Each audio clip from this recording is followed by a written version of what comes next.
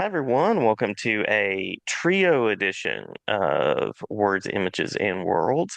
You'll recognize the faces on this episode from previous episodes separately, but here confirming that they are not the same person. They are indeed separate identities, not like a Clark Kent Superman situation. We have Joe Eisma, Dave Justus, and Lilah Sturges all joining together. Welcome, everyone. Welcome. Thank Hello. you. Hi. Thanks for having us. A pleasure, and appreciating the Fleetwood Mac uh, homage there as well. Appreciating that. Fleetwood Mac's a big part of my creative process. Just I put on rumors and I just let my imagination go wild. I have a group of high school, some freshmen and some sophomores right now, and their song request, their playlist request for class is Fleetwood Mac, and I'm like, what magical beauty is this that I have teenagers that are asking to listen to Fleetwood Mac? So we just embrace that and go with it. Absolutely. Wonderful. Yeah. We're talking about it's apropos that I bring up students because we're talking about a project called Student Government. This is Team Student Government Edition, and so I know we'll be exploring that. But origins question: how did this triumvirate come to be? Was there a shofar that was blown? Was there a power ring that was assembled? Was there a group of teens that got together and they started naming off elements? How did this come to be? Was he a shofar? What was his name? So Lila and I met originally in 2008, I believe. I was working at Austin Books and Comics in scenic Austin, Texas, and was drafted into a writing group that was being formed. Where everyone involved in the writing group thought that someone else in the writing group knew me. And None of us actually knew Dave, but we invited no, him to join our writing group. no. So I just showed up on the first day and everyone kind of looked at everyone else and went, this guy. Uh, so we had known each other for a little while when Free Comic Day 2009 rolled around. And Lila, you had been invited to Zeus Comics in Dallas, yes? Hmm. So you can take over the story from here if you want. Oh, It's a trade-off. Yeah. um, but you tell the story so well. When we got to I believe this was Cape, their big free comic book day thing, wasn't it? Yeah, it was Comic Art and Pop Culture Expo, I think is what he called it. There Yeah. you go. So And at that event, we met a young Joe Eisma, a young, hungry Joe Eisma, who was, well, actually doing just fine on his own. He didn't need us, but we really liked each other. We all got along really well. And we talked about, someday doing something in the way that often you do. But we kept the dream alive for a very, very long time because Dave and I really, really wanted to work with Joe, I think was the main thing of it. And so we finally, after trying a couple of different projects on for size, we finally came across one that we all liked and that we actually could sell. And so that was the origin of the triumvirate. There were no ancient prophecies or power rings. It just three people at a convention. When we first met Joe, he was doing work for Viper Comics, just a very small indie press, and so partnering up with him seemed very achievable. And then not long after we met him, he got onto Morning Glories and blew up, and then he was way out of reach for us for quite a while. never. No, yeah, I mean the free comic book day that we all spent together, I was tabled next to Lila and Dave was there and we literally there's still a picture like on the Facebook like Dave's head is cut off, but you can tell it's Dave. And like I just always treasure that day because like it was just it was early in my career and I hadn't really done a lot of shows or whatever, but hadn't really interacted with a lot of pros, and I was kind of nervous and shy and everything, and that they were so nice and so disarming, and we just had great chemistry from the start. And so yeah, that was the beginning of it, and we just tried several attempts, like Lilah said, throughout the years to find something to do together, and a couple of near hits and almost made it, but student government was the one that was the final one that made it. The news team has assembled. Can I get a picture of like a young, hungry Joe Eisma to put in the video in post? I'll send you one from my Facebook. Yeah, I had a That lot less sounds great. gray hair back then. Didn't we all? Didn't we all? Yeah. Yeah. Yeah. Hmm. So, what are the ingredients of a positive collaboration? You were all sipping something before I hit record. I'm not sure if that has something to do with it or if there's something else. Just water. Ah, got you, got you. Water here as well. Water here as Yeah, well. I yeah. know for Dave, it involves a lot of Mountain Dew and like, and not just straight ahead Mountain Dew, but like the weird Mountain Dews. You got to drink the weird ones because you never know which one is finally going to turn you into something. True. Code Red might have turned me into something briefly, but I think I turned back. Uh, Unless I was always this. I'm not sure. Um, um, I think the ingredients of a positive collaboration for us, it involves a lot of fun. I think that one of the things that we really have, the three of us, is a lot of fun when we get together. Whenever we talk, we really just have a good time.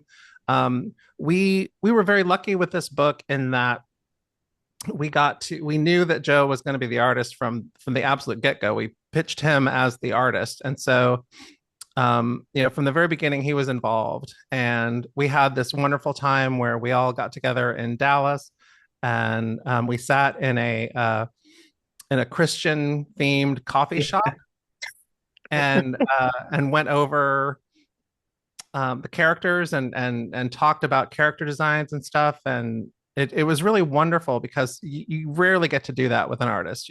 Usually the artist, if they're involved, it's usually later in the process and after a lot of the stuff has happened, or the writer and the artist just aren't in the same space. So being able to be in the same space, um, I think there was some real magic there, and it gave Joe a lot of input that in that part of the process a lot of artists don't get, and I think that was really special to have. yeah, Yeah, for real. absolutely. Oh, go ahead, Dave. I'll cede the floor to you.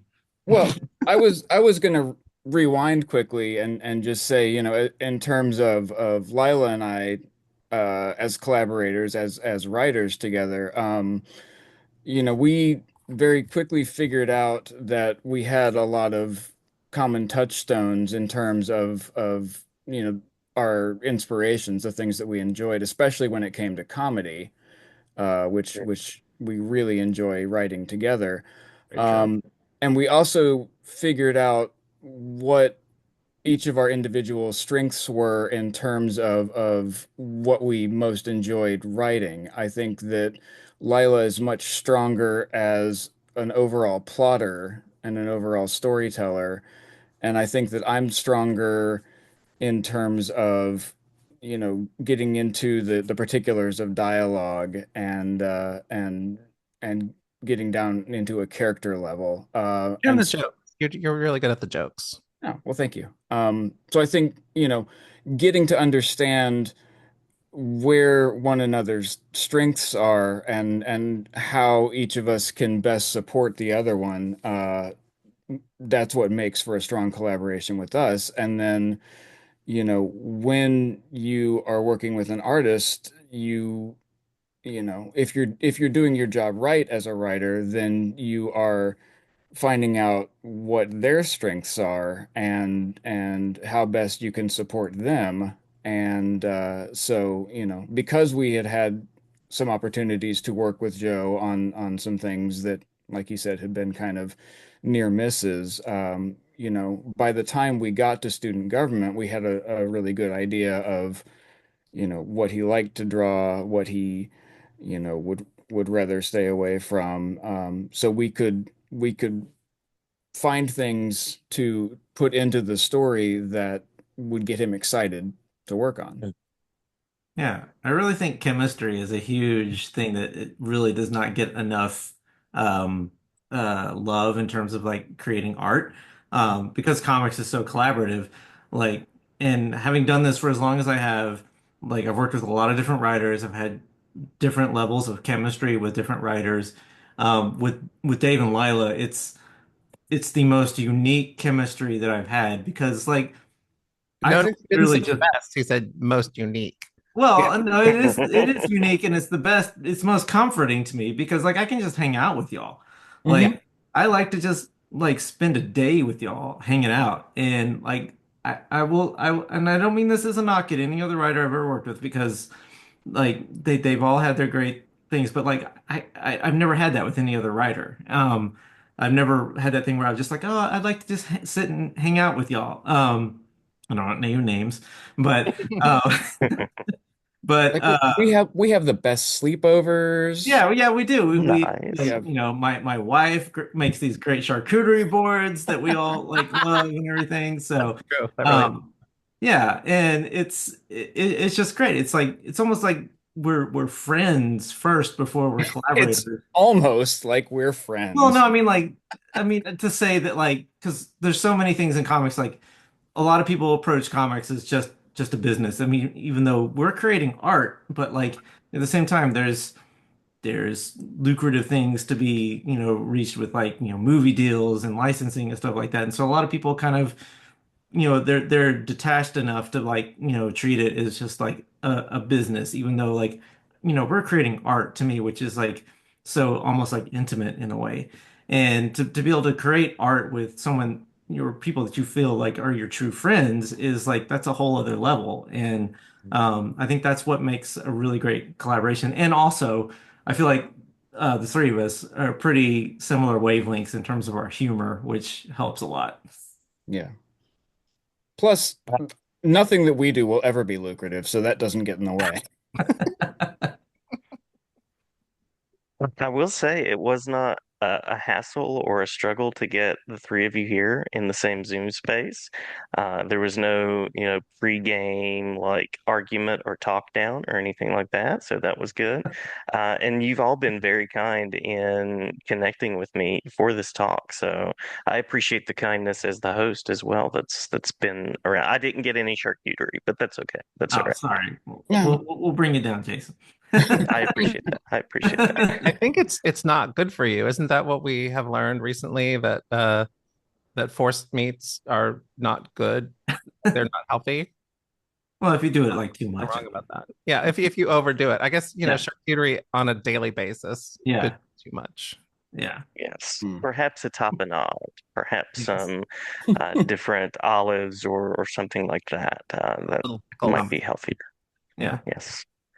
Uh, Now, in terms of student government, how did the idea process come to be? How did those parts of the project get legs? And then for listeners out there that are curious, anything that you would want them to know about kind of the general beats, the things that are not spoiler territory.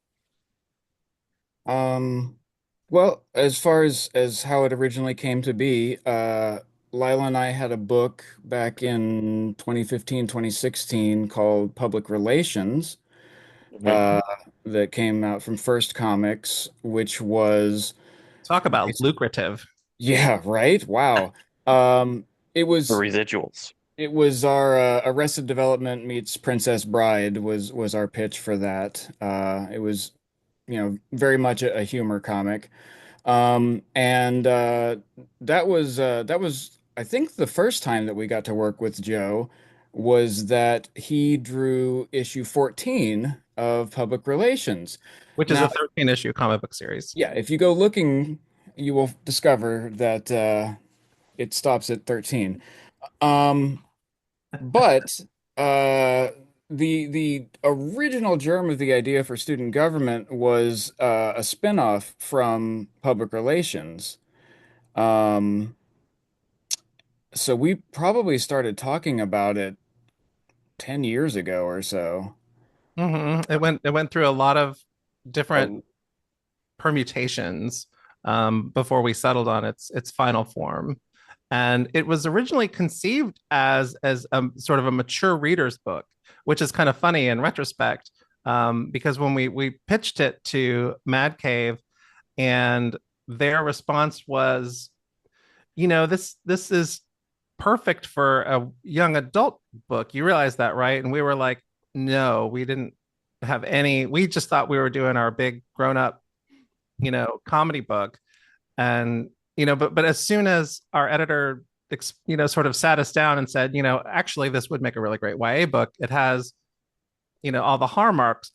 It has found family, it has parent stuff, it has friend stuff, it has you know a lot of the elements that you would want. And we realized, oh, okay, well, we are YA writers. This is something we can do. And of course, I've done YA in the past, um, so this isn't completely fresh territory for me. But it was a whole new way of looking at the story, and a really great one, I think, because it gave the story kind of like a heart and a I don't know, not simpleness, but a what am I looking, a gentleness that maybe it wouldn't have had otherwise. yeah. It there really, in terms of the story itself, I don't think anything fundamentally changed in turning it from mature readers into YA. We lost a couple of edgier jokes and a little bit of language, but I think that's about it. Hmm. But as we were talking about the book, in the very early stages, Joe in our minds was the top choice for who we wanted to see draw it. And I mentioned it to him years ago and said, "Hey, we've got this thing. We think you'd be great. It's set in a school." And he had just come from doing 50 issues of Morning Glories, and I knew that was a big ask. So, Yeah, I mean, there was definitely a worry about being typecast because I done the 50 issues of Morning Glory set in a private school, and I was doing Archie, and I was becoming the Archie guy, so there was like all the Archie stuff too, and I'm like, okay, but let me read it. And as soon as I read it, I knew this was like something special. It was one of those lightning in a bottle moments. It's one of those things, again, not to downplay any other script that I've worked with, but like I got the same kind of like lightning in a bottle thing that when I read the first issue of Morning Glories, I was like, this speaks to me. And I got it immediately. I got who the characters were. I got the tone. I got exactly the style that I wanted to do to draw it. And it was exciting. yay, Yeah. we did it. Yeah. Oh, we're supposed to talk about the book, Yeah. um, and like what it's Yes. about. Any particular beats? Anything that you'd like to Oh mention yeah. there? Um, well, the great thing about Joe saying yes to it, at the point that he did, was that it was still very embryonic at that point. We had a real basic idea of kind of who our protagonists were and what the setting was and what the basic story was, but there were still so many blanks to be filled in. And so getting to meet with Joe and to be able to like come up with so many of the characters while he was literally sitting 3 feet away sketching them on his iPad, and having all three of us be such a part of the process of creating that world and the characters and the beats of the story, I think just it made it a very different experience from anything that any of us had done before. And so the finished product feels very much like an effort from a team from all Yeah. three of us. And there's this great feeling that happens when you're doing comedy where, someone will say something that's kind of funny, and then someone else will come in and make it a little funnier, Right. and then, the other person will, put the button on it. And, we kind of had that rapport going, as we were coming up with these characters, and that's a really special feeling when that happens. And so the book that we ended up with um, is a book about a young gal named Parker, who is a freshman at Halcyon Burke. Is it college or university? University. University, which is the second oldest school in the United States. And it's the middle of winter break, and they're opening a time capsule. And in the time capsule, they discover that there is gold underneath the university. And so the university decides that they're going to tear the whole place down and destroy the place in order to get the gold. Yeah, And the Board of Regents Board of Regents, they're the bad decides, guys. Yeah. yeah, they're like, yeah, we're just gonna level the entire place so we can get at the gold right now. But Parker loves this school more than anything. Her mother went to the school. Her mother was part of the first co-ed class at the school, and it means everything to Parker. And she, as the president of the interim student government, is not about to let that happen. And so the book is the story of Parker and her friends trying to prevent that outcome and the shenanigans that ensue. Yeah, and you know what's funny is when Dave sent me the original pitch, there was a hook in the pitch that like I was like, I love this. I can't wait to explore this. But that became the cliffhanger sort of that we ended the book on, and so that wasn't the crux of the story. So you kind of catfished me a little bit, but it was okay because like what the book ended up being was so much more like character driven and like a really like you said about found family and really just so like authentic and just very as Lila said like almost kind of like in a gentle way of storytelling, just very heartwarming of a story that I don't think that we could have gotten to if we had done the original order of the story. And if we hopefully get the chance to do more, then the ending that the end on that kind of springboards us to like potential future stories, I think would be that much more impacting. Agreed. Agreed. Well, cool. It sounds like there's the possibility of more student government, perhaps. From your Everyone on lips to our God's side ears. hopes so, yes, Yeah. including our editor, Yeah. who is very pro us doing more of it. So let's hope. Cool, cool. Fingers crossed. I'm gonna tuck a question here about YA, if that's okay, because as a friend group, as a like educator group, I know lots of people that are proponents of YA. So anything that you'd like to say here about how that shaped the story or anything about the specialness, the special qualities of the YA world of storytelling. I mean, I have a lot of thoughts about this because I've done a lot of middle reader and YA stuff. And for me, as a young person reading, I always wanted to read grown up kinds of stories, and the thing that stood in my way was that, maybe the language was too difficult or there were concepts that I didn't understand. That's what was getting in the way for me. But I wanted interesting, challenging stories. And I think kids do. I think kids want just good, solid stories. They want stories that are just as good, that are just as deep, and possibly as complex as adults do. They just don't have all the same information. They don't have all the cultural literacy. They don't have the same level of understanding always. So when you're writing YA, I think it's really important to never talk down to your audience. You give them the same quality of story, just in a setting and with characters that they can relate to. And that's always been my approach, and it seems to work. Yeah, I think, when we've talked about this before, the word that keeps coming up is aspirational.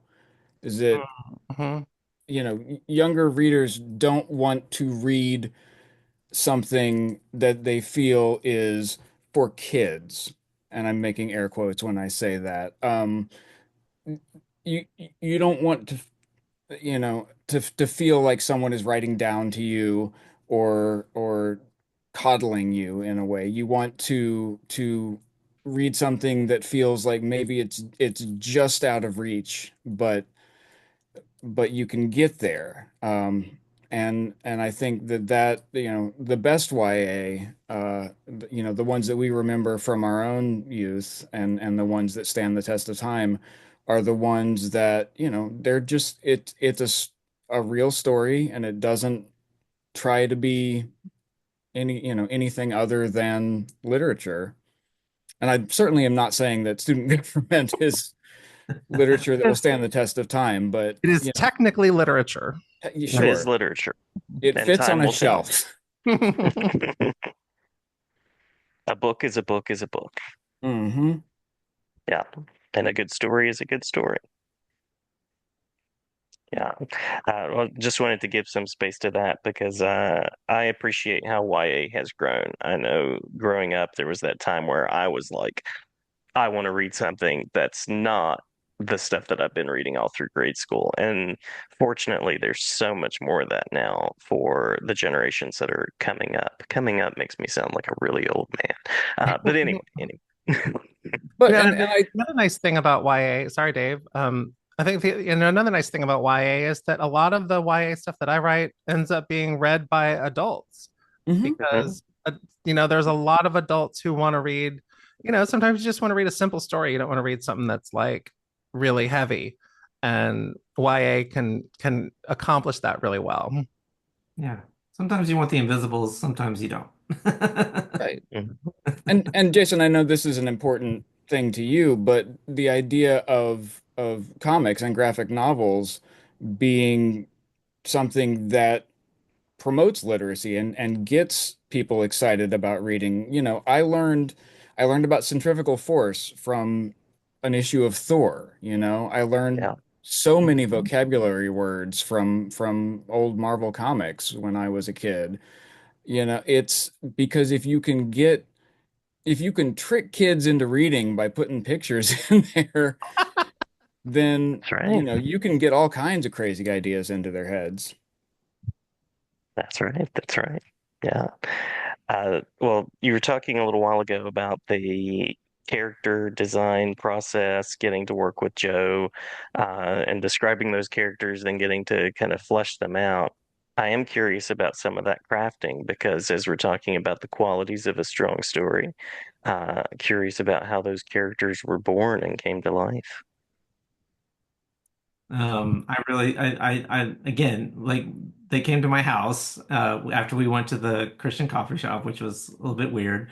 They came to the house and they were both on their laptops, and I'm on my couch with my iPad, and like they're going through the story beats, and we're going through the characters. I already had some of the characters designed because they'd already had like some of the main, like most of the main cast already designed, and um, but we have a rival student government in this, and we had to flesh them out. And we had some ancillary characters, and it was just so great because like I've never had this in any collaboration where like I'm there with the writers and they're like, well, what if we did this? And I'm like, okay, what about this? And they're like, okay, so this character, she's documenting all things like, what about if every scene that she's in, she's wearing a different animal beanie hat? Okay, Joe, go with it. And I've never had that. I've never been encouraged to go with whatever crazy whim I have artistically, and they encouraged it, and I loved that, and that was so inspiring to me as an artist to like even do try to do better than what I would normally do, and the characters they evolved so much even from that initial meeting. I remember there was it Brangelina who was originally named Kesha? Yeah. Yes. Yeah. And like the original design, like I did this one and I was like I had already wrapped my head around this name Kesha, and then like our editor's like, we can't use that. And y'all came back with Brangelina. It was even better. I Hmm. love that. Well, and No, go ahead. I was saying, Joe's. I I think, I personally and Lila, I think too, always try to open any project by talking to the artist about what they like drawing, what they would try to, typically avoid drawing. Most artists do not want to draw armies on horseback. So you try not to write too many of those scenes.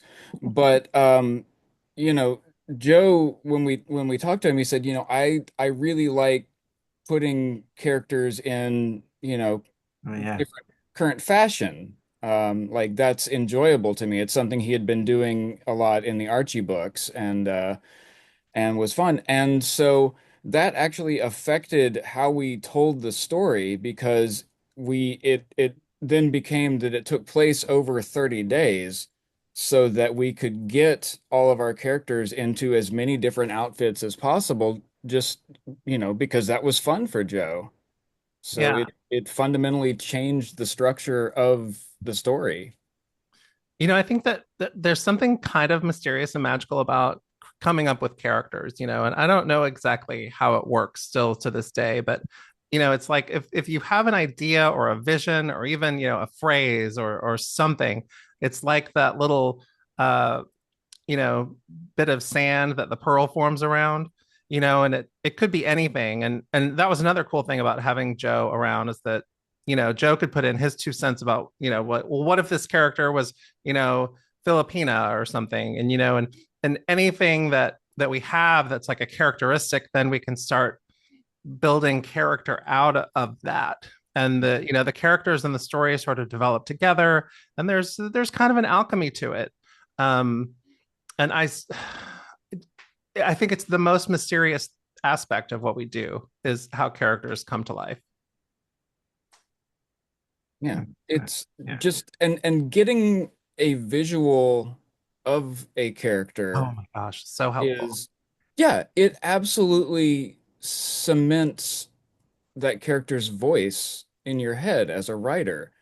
And so to be able to have this picture of Josh, for example, and to go through a couple of iterations of his hairstyle and go, yes, that hairstyle is the character that is in my head. And as soon as you put that together, I can print that out and stick it next to my computer while I'm writing, and I can hear that voice in my head. And yeah, it is. It's like a weird magic that I don't know how it happens, but Yeah. it's fascinating. Yeah, I mean, like they say all the time, we don't do comics for the money because, and it's true, but because like it's that intangible like X factor that we can't quantify, that magic that we can create together like that. That's it's so exciting and creatively fulfilling to do stuff like that, and that's why I stay in this industry, and that's what I love about working with Dave and Lila is that that magic that we create together. Yeah, and the one of my favorite things about comics is and any comic book writer will tell you that one of the best things about doing comics is when you get the pages back from the artist, and you get to Mhm. see what was in your head, sort of like brought to life. And when I'm co-writing with Dave, it's like there's this added thing where Dave will go off and write his pages, and then I get to read this script that just sort of like magically appears in my inbox. That's it's my story, but Dave wrote it, and so it's like that's great. I mean, that couldn't doesn't get more magic than that. I mean, that's kind of the best part of working with Dave is that, you know, um, I know that he's always going to come back with something great, and Joe's always going to come back with great pages, and so it just, yeah, I would absolutely have done this book for free, no question. We practically did. True. And Lila also turns in pages. And Hey.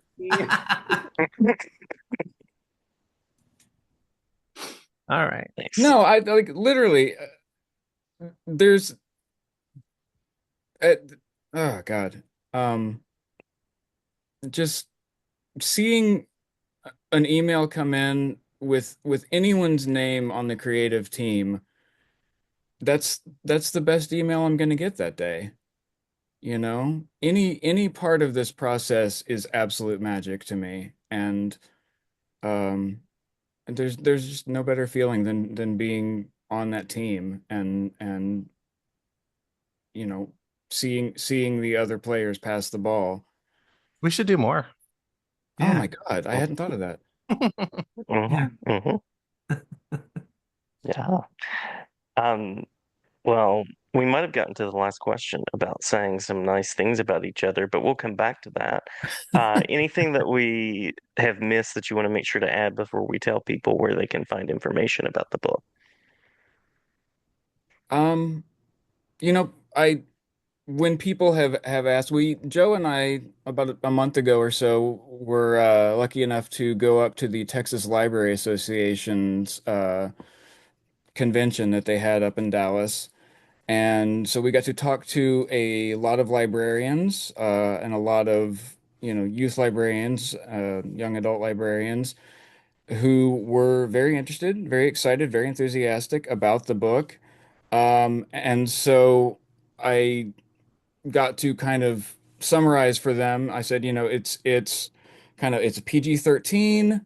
Uh, I think there's three or four uses of the word shit. There, nothing worse than that.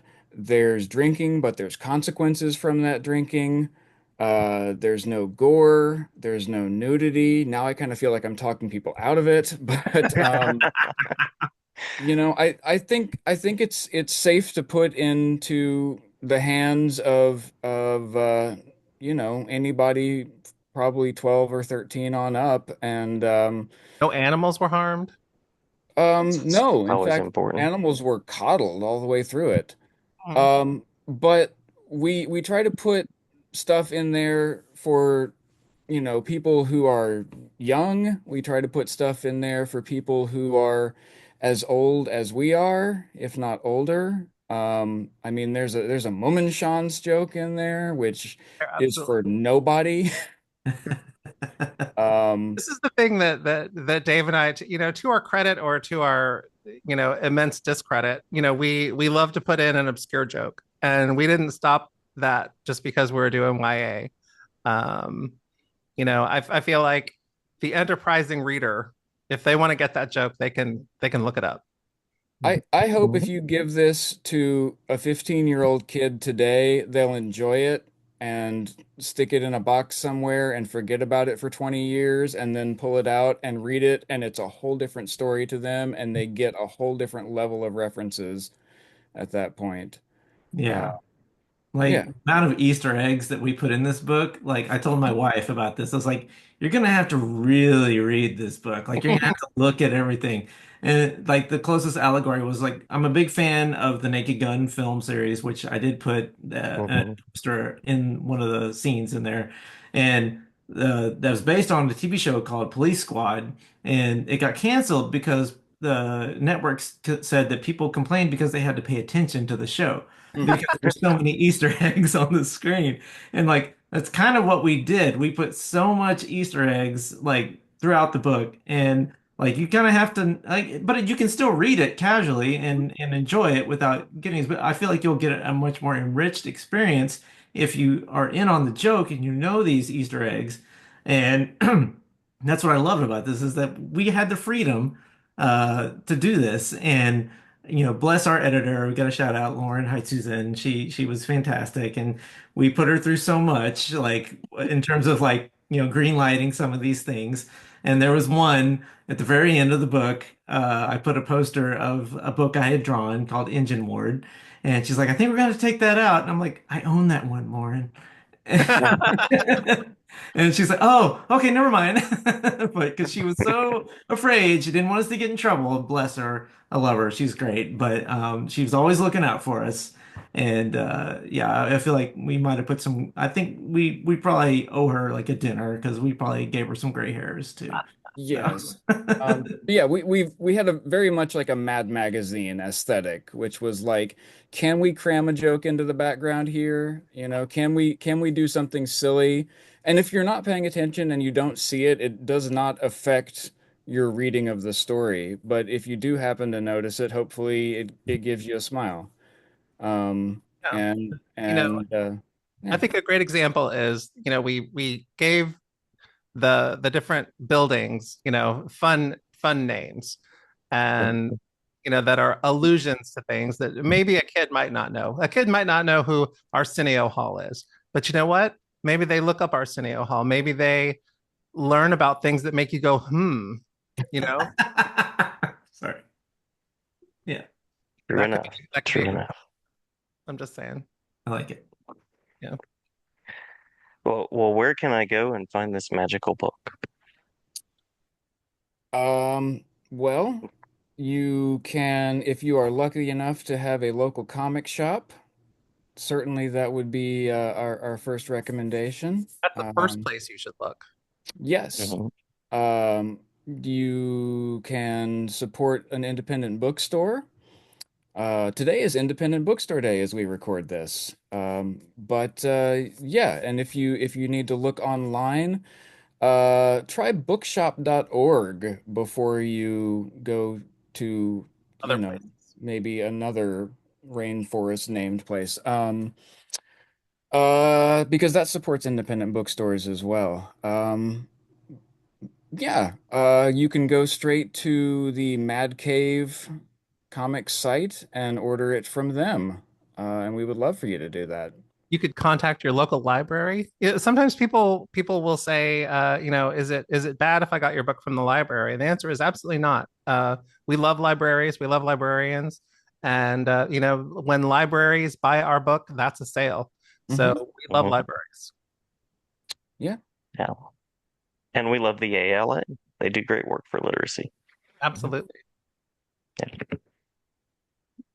And all of you are on the social medias, the spaces and the places. Where would be the best place to go find something in that avenue?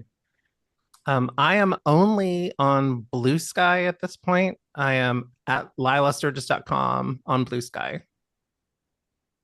I'm Super Joe on Blue Sky and Instagram, Facebook, and pretty much no other place. I don't acknowledge any other place that happened to be purchased by any billionaires. So, yeah. And I am Dave Justice at Blue Sky. And if you want to follow me, I will clog your feed with approximately 2 posts a year. So It's a good True. thing. Mhm. I think the last official question was saying something nice about each other, please, please. But you've already said so many nice things. Have we missed any compliments? Have we missed any care and devotion that you'd like to express for one another? I would I'll like to just say say, oh, go ahead. Go ahead, Lila. I'll let you. Okay, I just want to say that I adore Joe. I think he's Oh. great. And I love Joe and his wife together. They're the most adorable couple on earth. And we had a really great time seeing them at Emerald City Comic Con recently. And that was mhm. really lovely. Just lovely, lovely folks. I've heard the Seconded. charcuterie is great. Oh, indeed. Yeah, for years now, I have referred to Joe when I talk about him to other people as the nicest guy in comics. And while I am normally a cynical and sarcastic person, I am 100% serious when I say that. Joe is, you know, ev he's a fantastic artist, but all of that aside, just as a friend and as a person, he is just one of the nicest, best people that I know, and I'm so happy just to know him. And I like Lila pretty damn well too. So, Yeah. I'm gonna say I'm very fond of Dave. In fact, I would go so far as to say that Dave is probably my best friend. what? Was Not not just Oh, my best prepared. collaborator, but my best friend. I was not prepared for this. Yeah. Oh, I love you. I love you too. that's so sweet. I will say that you two are my soulmates creatively. I can't imagine anyone else that I could be as creatively fulfilled with or as like free to be myself with than with both of you. Individually, Lila, like uh, you are like the problem solver. Anytime I can't get past a story aspect or whatever, like I just know that you will be like, what if we just did this? And I'm like, oh my God, it's like a light went off. And it's because you were so smart and so like story wise that you can break it. And then Dave, like you and I are on the same wavelength humor wise. Like I can just tell you and I like have the same humor and you have great taste in music as well. I mean, both of you do. But like it's just you're two like of my best friends and you're my best collaborators. So yeah, I'm just so grateful for both of you. Well, Yeah, but Joe and I had been working on something together, an idea that we had been trying to figure our way around for Long six time. years, eight Yeah. years. I don't know how Yeah. long. We got onto a Zoom with Lilah, and within 10 minutes, she had absolutely cracked it. She went, "Oh, we should just do this."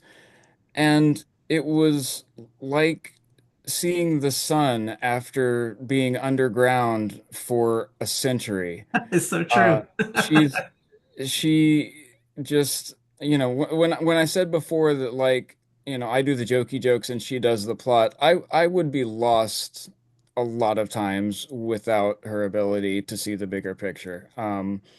She's amazing at what she does. Thank you. It's true. Mhm. Well, So, many, many thanks to you all. Oh, yeah. go ahead, Dave. Sorry. No, I was just gonna say I think we all have a lot of nice things to say about each other. True. But we don't have all night to be here. Yeah. So we should probably stop now. Really, this is just a very special collaboration with both Lilah and Joe, and I feel incredibly lucky to be part of it. agreed. Same. Well, thank you so much for being willing to stop by, all three of you.